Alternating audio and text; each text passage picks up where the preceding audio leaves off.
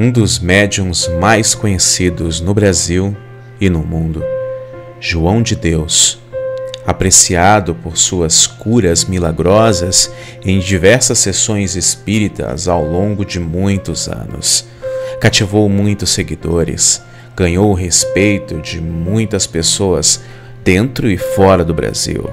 A grande mídia sempre o cercou para fazer matérias, tentando entender os fenômenos sobrenaturais, paranormais e espirituais que aconteciam em suas sessões. Mas, atualmente, João de Deus se envolveu nas maiores polêmicas da sua vida. Acusado de mais de 300 abusos sexuais, ele está agora preso.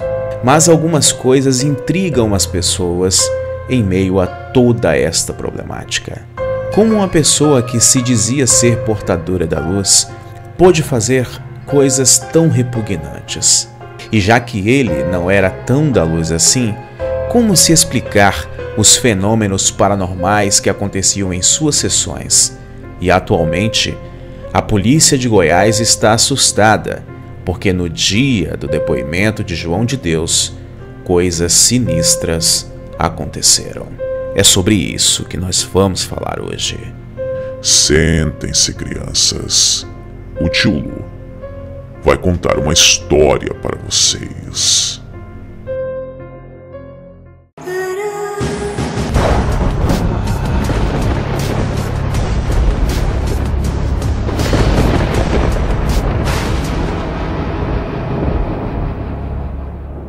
Não esqueça de deixar o seu like e principalmente o seu comentário. Me ajude compartilhando a mensagem, envie o link desse vídeo para todos os seus amigos nas suas redes sociais e através do Zap. João Teixeira de Faria, mais conhecido como João de Deus, é natural de Cachoeira, no estado de Goiás, e nasceu no dia 24 de junho de 1942. Em outros países, ele é conhecido como John of God, que em inglês quer dizer João de Deus. É um médium curador brasileiro. Atua principalmente na cidade de Abadiânia, no estado de Goiás, mas também realizou excursões internacionais por países como Alemanha, Estados Unidos, Grécia, Suíça, Áustria, Austrália, Nova Zelândia, dentre tantos outros. Em 1976, ele fundou a Casa Dom Inácio de Loyola para poder fazer os seus atendimentos espirituais, os quais muitas pessoas alegam ter sido curadas de diversas enfermidades. Destes, cerca de 80% são estrangeiros. João de Deus possui também duas outras instituições de caridades em Abadiânia: a Casa da Sopa, onde são servidas refeições gratuitas a pessoas carentes, e a Casa do Banho, onde elas podem tomar banho e ter as suas roupas lavadas. Durante muitos anos, João de Deus foi considerado uma referência em tratamentos e curas espirituais. Mas toda essa imagem positiva e bonita de João de Deus mudou agora, em 2018. Acusado de charlatanismo, contrabando de minério, sedução de menor, atentado ao pudor e até mesmo homicídio, também recebeu mais de 300 denúncias entre setembro e dezembro de 2018 de abusar sexualmente e violentar mulheres que buscaram sua ajuda.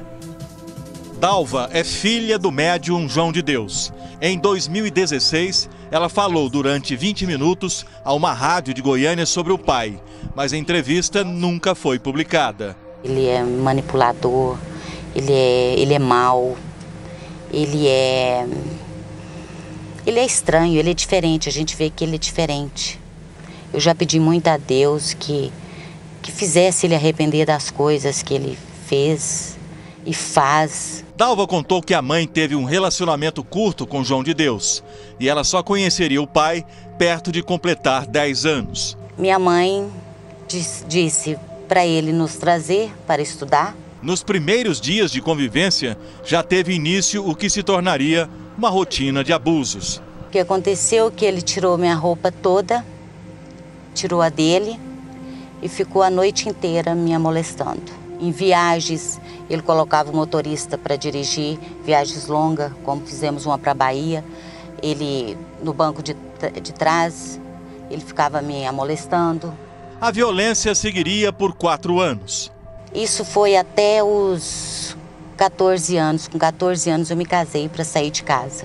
João de Deus teria reagido com violência ao saber do casamento da filha. Me bateu muito com um couro de laçar-boi que tinha um cimento na ponta e com a vara de ferrão. Inclusive eu tenho a cicatriz aqui.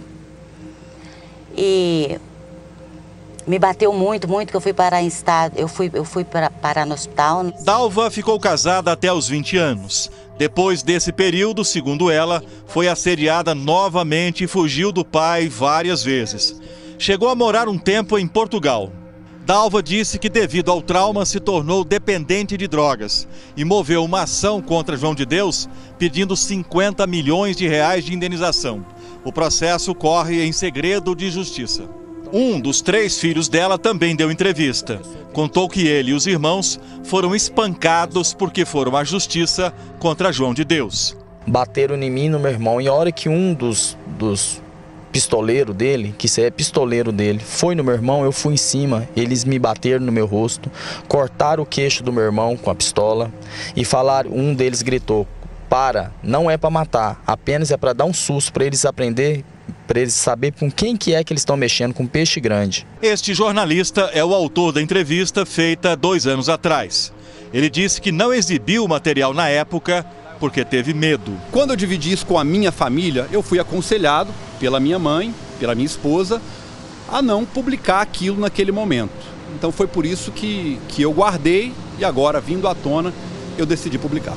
Em 2017, um ano depois do depoimento à rádio, Dalva gravou um novo vídeo ao lado do pai com uma versão diferente.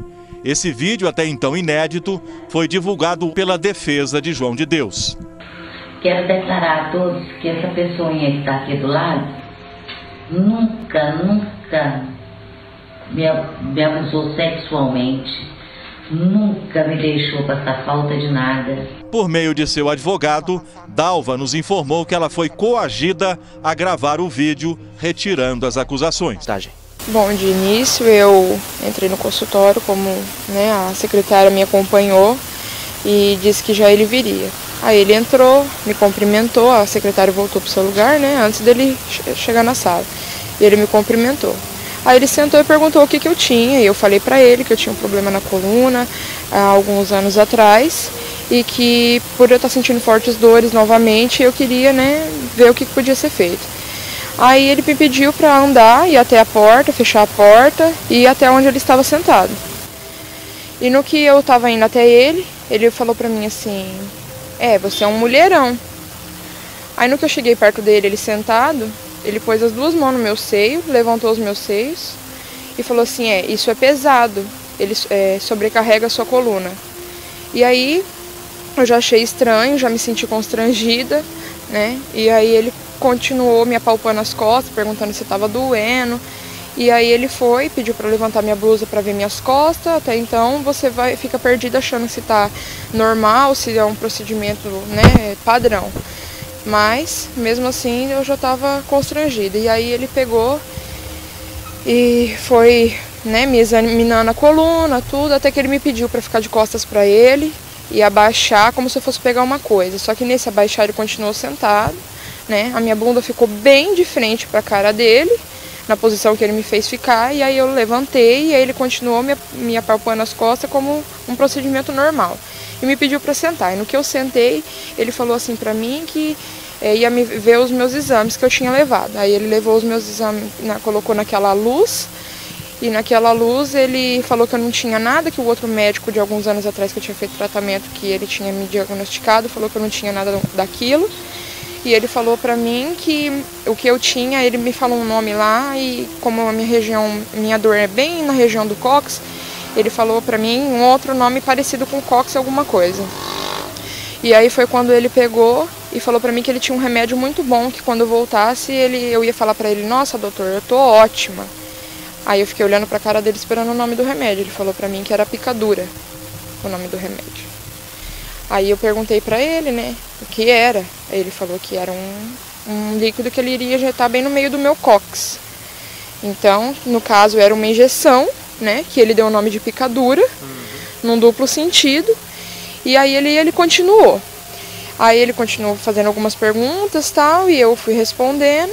Que tipo de pergunta que ele te fez? Não, ele perguntou se eu tava sentindo, se eu tivesse as dores que eu tinha, se eu tivesse o problema de hérnia de disco, que eu teria dores nas pernas. Aí foi quando eu falei que eu tinha dores no meu joelho e ele pediu para ver o joelho. Depois eu levantei e fui até ele novamente, ele me examinou e aí eu sentei novamente.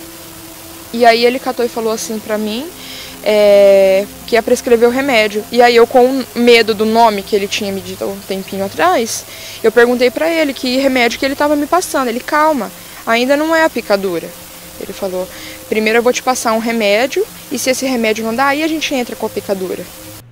Em 14 de dezembro de 2018, teve o pedido de prisão preventiva decretado pela Justiça de Goiás por abuso sexual de centenas de mulheres. Em 16 de dezembro, após ter sido considerado foragido desde 15 de dezembro, entregou-se à polícia e foi preso. O depoimento do médium João de Deus à Delegacia do Estado de Investigação Criminal não chamou a atenção apenas pelas negativas do acusado de cometer centenas de abusos sexuais. Fatos que isoladamente poderiam ser considerados como casuais foram tomados com certo assombro por alguns dos presentes, conforme o relato dos próprios policiais. A primeira coisa estranha foi o acidente do escrivão que seria responsável por transcrever o depoimento de João de Deus. Segundo relatos, ele caiu de moto antes de pegar o depoimento e teve o braço fraturado. Segundo relatos, ele caiu de moto momentos antes de se dirigir ao local onde João de Deus iria dar seu depoimento, e ele teve o braço fraturado. Ele estava a caminho de Anápolis, Goiás, onde um médium seria ouvido inicialmente, mas o depoimento acabou sendo transferido para Goiânia. Outro problema relacionado à transcrição das declarações de João de Deus aconteceu no computador da delegacia, recém-adquirido por sinal. O teclado começou a funcionar sozinho e a inserir caracteres estranhos no texto por pelo menos 4 vezes. Todos os policiais já estavam bastante assustados com esses dois fenômenos. Mas aí, para complicar mais a coisa, algo mais estranho ainda aconteceu. Uma explosão no sistema elétrico assustou a equipe inteira da delegacia. Uma extensão que seria usada para ligar o ar-condicionado não suportou a carga e chegou a pegar fogo. O incidente também queimou o frigobar da delegacia e diversas tomadas. Os ocorridos movimentaram os bastidores do caso. Segundo o delegado-geral da Polícia Civil do Estado de Goiás, todos esses acontecimentos assustaram os policiais, mas não impediu o trabalho deles. E se você pensa que acabou os fenômenos estranhos que aconteceram durante a prisão e depoimento de João de Deus, você está repletamente enganado. Assim que João de Deus chegou ao núcleo de custódia do Complexo Penitenciário de Aparecida de Goiânia, onde está preso agora, um cano estourou e alagou toda a área. Os policiais ainda relatam que um cinegrafista de televisão que atuava na cobertura do caso também sofreu um acidente de moto quando se dirigia ao local. Estranho, perturbador e assustador. Seria tudo isso uma coincidência? E agora a maioria de vocês devem estar se perguntando, mas como uma pessoa que se diz ser de Deus fez coisas tão terríveis e ainda fazendo essas coisas terríveis aconteciam tantos milagres ao seu redor? Como se explicar isso? João de Deus era uma farsa? Para algumas pessoas, esses acontecimentos da delegacia podem ser mera coincidência. Mas para nós que estudamos o mundo espiritual e acreditamos nele, isso não é uma coincidência. João de Deus pode ter uma ligação muito mais forte com espíritos malignos do que você imagina. Sim, espíritos malignos. Mas os demônios podem fazer cura?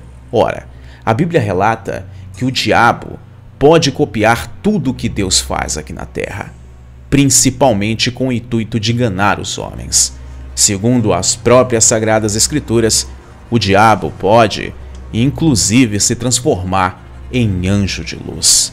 Então quer dizer que João de Deus curava somente pelo poder do demônio? Não é bem assim que funciona, meus amigos. A Bíblia fala que se você tiver a fé do tamanho de um grão de mostarda, você poderá mandar um monte ir até o mar. E o que Jesus, que é o nosso mestre verdadeiro, quis dizer com isso? Que se você acreditar do fundo do seu coração que Deus pode fazer algo por você, isso de fato pode acontecer e milagres podem se realizar na sua vida. Então, o que curou a maioria dessas pessoas pode não ter sido o poder do demônio, mas a fé delas pela busca de um resultado positivo.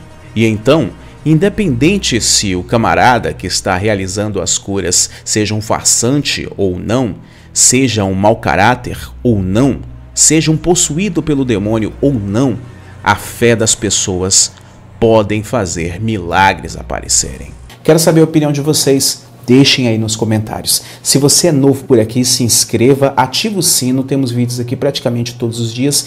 Me ajudem a divulgar esse vídeo nas redes e através do Zap Zap. Deixe seu like e comente. Um grande abraço a todos vocês.